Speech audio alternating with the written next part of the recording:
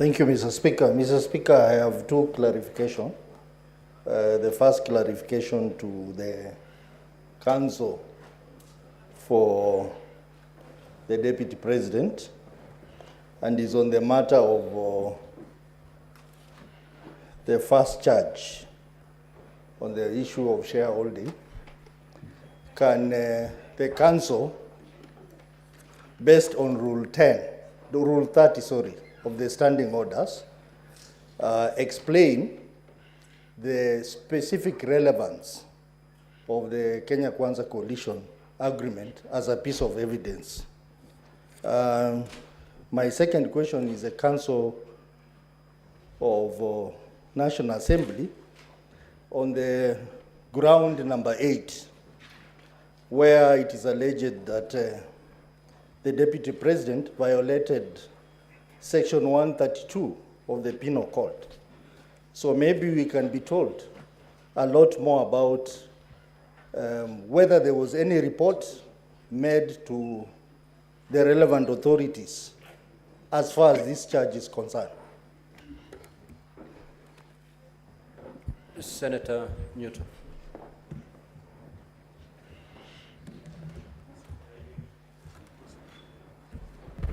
Thank you, Mr. Speaker. I rise to seek some clarifications from the Honorable Mutuse. Very fast, Mr. Speaker. First of all, what led him to, if he did, to think of auditing the wealth of the Deputy President? Was he auditing institutions? And if he was auditing the presidency, would he kindly tell us also about the wealth of the President? Number two, Mr. Speaker, who did this particular motion for Honorable Mutuse? And why I ask that, Mr. Speaker, is because every time he's asked a question, he says, I think so, I believe so. He does not give convincing reasons, in my view, Mr. Speaker. Mr. Speaker, he has listed several companies. And these companies, upon cross-examination, he has said repeatedly for each of them that he has no problem with the companies. Apart from saying that he thought that there was an intention to use them for money laundering and some other corrupt activities, Mr. Speaker. So exactly what, is it a crime to have, in his understanding, to own companies for the Deputy President or any other Kenyan, Mr. Speaker? Mr. Speaker, when you look at the affidavit made by one Jomo, Mr. Njomo, about acquisition of Olive Gardens Hotel, with a promise, it is alleged, that the Deputy President would buy the same later. Senator Ojenda.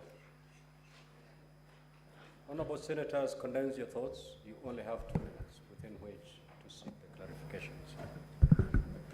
And both teams kindly note down the questions so that once the senators are done raising, we'll come to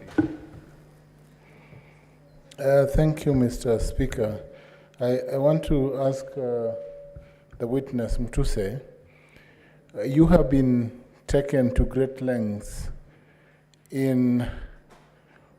on the ownership or the shareholding of the 22 companies that you have associated the Deputy President with. I want you to just clarify why you included the 22 companies in your impeachment. You set out allegations on several companies. Clarify one, you refer to Olive Gardens Hotel. You refer to the, again, Vipingo Beach Resort in Kilifi County.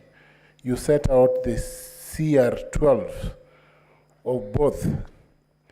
Now I want you to just tell us, or clarify, the significance of the inclusion of these two companies. Just clarify that. On the ownership of Queensgate Serviced Apartments, you also seem to raise a number of issues. I want you to also clarify the ownership of Queensgate Service Apartments and why you attribute the questions. You asked several questions by counsel on Queensgate. I want you to make a clarification. But let's go to the other question, Mr. Mutuse. In charge number 1, you have referred to the obligation. Senator Mungatana. Asante Bwana Spika. Mimi nilikuwa nataka kumuuliza Mheshimiwa Mutuse, mbunge wa Kibwezi Mashariki, atufafanulie wakati ambapo Mheshimiwa Makamu wa Rais alipokuwa anazunguka na kusema anapigania haki za Mrima, yeye kama mbunge wa Kibwezi Mashariki na kama mbunge wa kutoka sehemu ya jimbo gatuzi la Makueni, je, alijisikia ama alijihisi kwamba anabaguliwa ama anawekwa kando katika nchi hii ya Kenya? Tueleze vizuri, tuelewe. Asante, fafanua. Senator Enoch.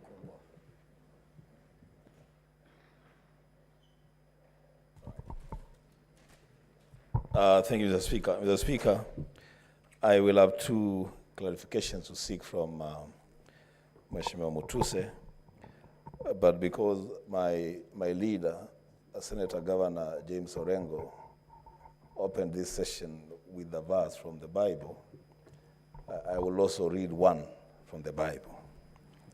The book of Exodus, chapter 23, verse 1. You shall not spread a false report. You shall not join hands with a wicked man to be a malicious witness. That is the Bible. Mr. Mutuse, I want to know from Mr. Mutuse, 1, is this impeachment motion really and truly your motion? I ask that question, Mr. Speaker, because on all accounts, the witness is unable to prove anything. Is this your motion, or are you called to just sign a motion, then to come and defend it here? Secondly, in the oath of office for the Deputy President, it is required of him to diligently serve the people of the Republic of Kenya in the office of the Deputy President of the Republic of Kenya. The people that reside in the Mount Kenya region are Kenyans.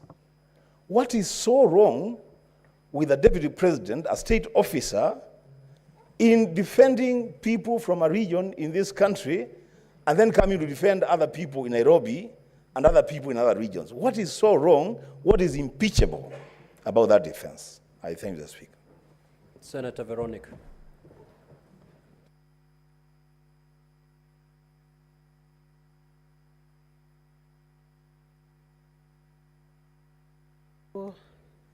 Honorable Mutuse, just to clarify a few issues.